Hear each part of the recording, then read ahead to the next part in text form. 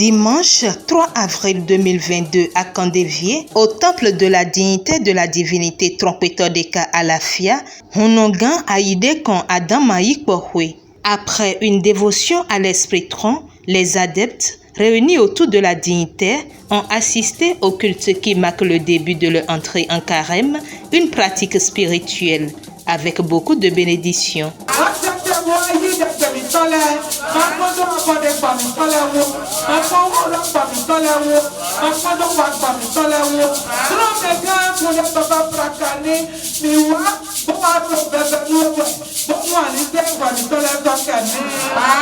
Gbemi ben bibla soweja mi yawe de mi yawe egbe lo mi ablo sisen mi obesin egbeji de mi bedi ero 19h mi na tun lo mi na bedi do nu bibla lo iteka de me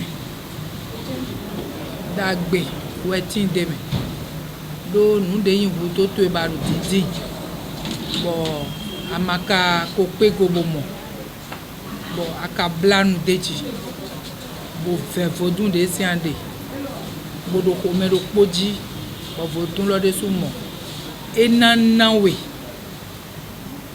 to nanda hode bo wede suago bo matun bo wulea anambio sisokedo o nu bibla lo me e abio nunde yin kandie boblawe vivede ba obloyin to bo yan le glonwe o fodu won no wan le o kunu na dagbe do gbesa meton e awelo a che vodun to we mi no yi bo medo poroporo na cambio vodun do melo ekpe gobo na ya benada le vodona yi gbenawe e yi gbenawe anaye awetoi awe yi lo uwe yin do mejire ena sin do mejire ajoro na blo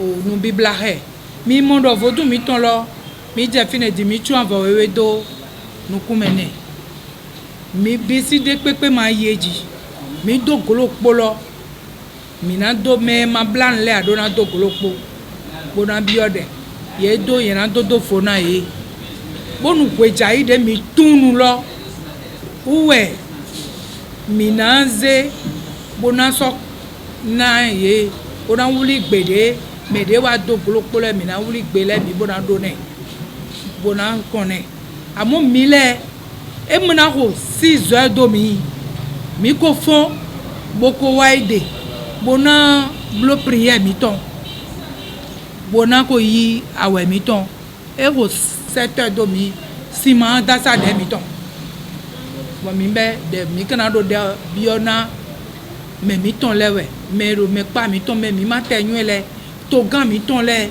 to lo le de gbomina to de bio e kaka bonu awe lo ni do fo ko mi na mo ndagbe nuku mi ton ma mo nu nya la kande kaka na we lo ni fo e mi ka biolo mi no mo jewe. Lecture, invocation, chants et danses, présentation de cola à l'esprit tronc, suivi de la distribution de ces colas aux adeptes pour y recueillir leurs vœux, ce sont entre autres étapes du culte.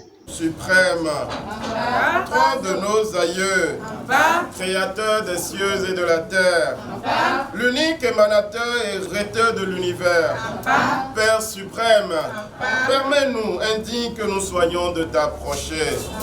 Nous te remercions d'abord des innombrables bienfaits dont nous sommes comblés. Nous t'implorons que la bénédiction, l'harmonie et la paix profonde couvrent tes fils et filles sur la terre. Papa Frakani, Papa Nyami, we were Timomiti, we were in the society of Angele, we were young, we are in the Bajamu, Adam is a bloody thing of coming, not of blood now. Throw me down for them, is a bloody thing of what they're with the way. I'm not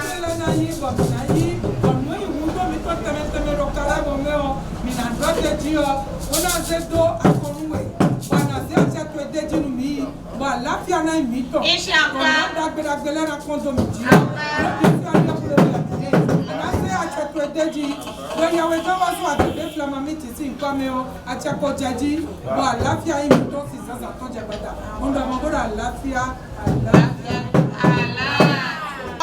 Otolo ena ni soweke bisi bosa boni to sisito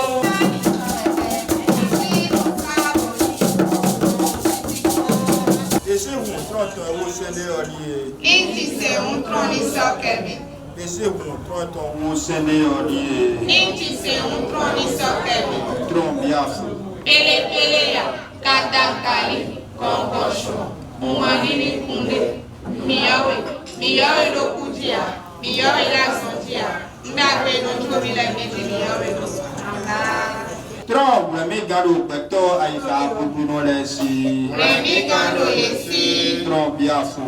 pele ya kadankali kongosho umanini kunde miyawe lokujia miyawe lasonjia ndagbe no jomi la meji miyawe lo alafia nundo podo de meno podo bio de jile fodu una do achetonjini le yela kande mele fodu una ze le kubo le fobo le renumi bala fiana mi ton do caremo lo me to na dagbele na kondo miji mi do mo to yawe gambo so agbegbe flema mi ti si acheme Papa Tirado Ahira Zan Azasien si acheme ono ga hoho le bisi acheme o achaton kokondo miji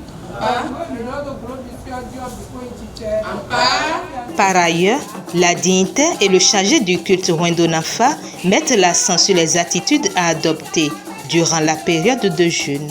Déjà, il faut savoir que nous jeûnons, on est d'accord, nous fermons notre bouche. Nous fermons notre bouche, c'est-à-dire nous ne mangeons pas. Nous ne mangeons pas et cela dit que nous ne sortons pas non plus de bêtises.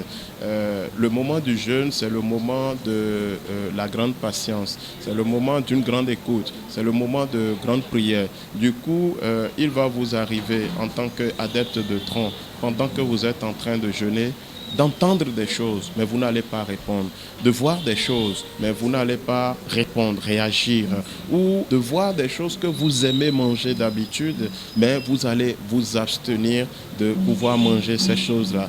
Parce que le moment de carême, c'est un moment assez important, où l'adepte ressent la souffrance des personnes qui n'ont rien, des pauvres, qui restent à jeun, ma foi, toute une journée. Donc, c'est un moment où la divinité nous exhorte à faire beaucoup d'aumônes, à partager et surtout à rester dans la prière. Ça ne vient qu'une fois l'an. Donc, quand ça arrive, il faut savoir que c'est un moment de grande concentration, c'est un moment de grande prière et il est conseillé à tout adepte de tronc d'éviter déjà, vous savez, les plaisirs de la vie, les bars, les maisons de passe, les hôtels et tout ça. On peut aller dans les hôtels pour faire des ateliers, pour travailler et tout ça. Mais ça dit, il y a certains comportements qui ne sont pas dignes d'un adepte de tronc. Et en temps de carême, la divinité met plus un accent là-dessus pour dire tout adepte de tronc se doit de respecter rigoureusement et strictement ces prescriptions-là. Amana nyela hundo mede amana do o nuelo di emi ko blano emi na no globo fi no lobo nu o de meji anate ando de ko ayi fi de pepe ale ko do kame o na wa do gande mewe mina tunu lo wa tunu lo fodun to eko e fi lo e den do e an tunu lo kan lo jen kana ko ba tun bo na wa ko bo na do ko na fodun to yi. Au cours du culte, il y a eu l'étape du Atiquin, marque que les adeptes reçoivent sur les parties stratégiques du corps pour la protection contre le mal. Le Atché, ces morceaux de cola qui sont partagés aux adeptes. Et vient ensuite l'étape de l'appel de la divinité Banglé qui combat les esprits maléfiques. C'est ce qui se traduit par le feu mis sur la poudre noire, accompagné de danses en l'honneur de la divinité.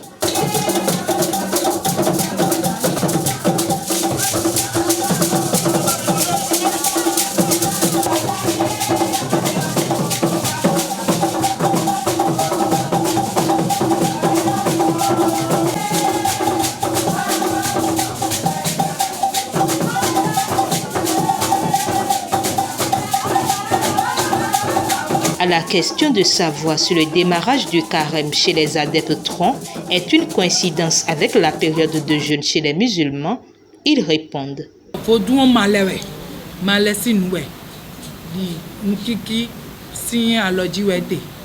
Wede nou, eme milewe doa, uno gan koko le ko doa, bono ko besi malele ko do yeko jeno be, bo mile no be ko do yeko, mile ton a raté de kabia do nbiowe, bo asanje jina we bo voduto akambia voduto ro e sogbe, bedo e sogbe. Asan lo sogbe bo. Et nous Bible awe malele tonote ba kambio voduto do e sogbe bedo e ku sogbe o de ablagwe ma sogbe kwa kambio bo ko fle de me bede na jeji na ba yin uno gan anjeji amblo bona sogbe bo voduto na yigbe na do le ablanu logbon e jeji na mi bo a wene nuwe ana do emi na fo yesu de poto no melo kolone. Il est vrai que la période à laquelle nous prenons le jeûne ou nous faisons le jeûne coïncide avec celle des musulmans, mais en effet, ce n'est pas forcément le même mode de carême. Il faut dire que il y a plus d'exigences ici au niveau des adeptes de tronc, au regard, n'est-ce pas, parfois du grade. Parce que dès que vous êtes Runogan, vous êtes Runo et tout ça, il y a un certain nombre de restrictions. Et vous le savez certainement, la divinité Tron, c'est une divinité qui a beaucoup d'interdits et qui est stricte sur ces interdits-là. Du coup, le jeûne au niveau des adeptes de Tron est obligatoire et strict. Mais il importe de noter qu'avant d'entamer le jeûne, des préalables ont été pris en compte et les dignitaires n'ont pas manqué de faire des recommandations pour le bon déroulement de cette période de jeûne.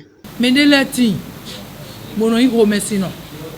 Bo remercie djidje no te bono to. Unyala do gbetowe. Eyan do wa lo mon koton ana jodo.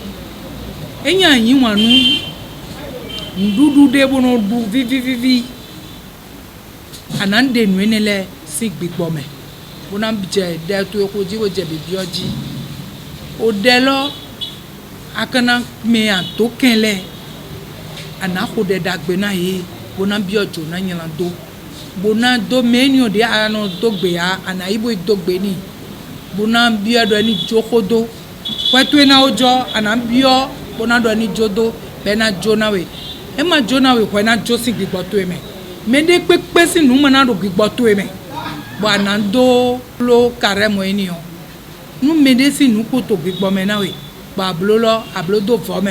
C'est parti donc pour 30 jours de jeûne chez les adeptes de la divinité Trompetodeka Alafia.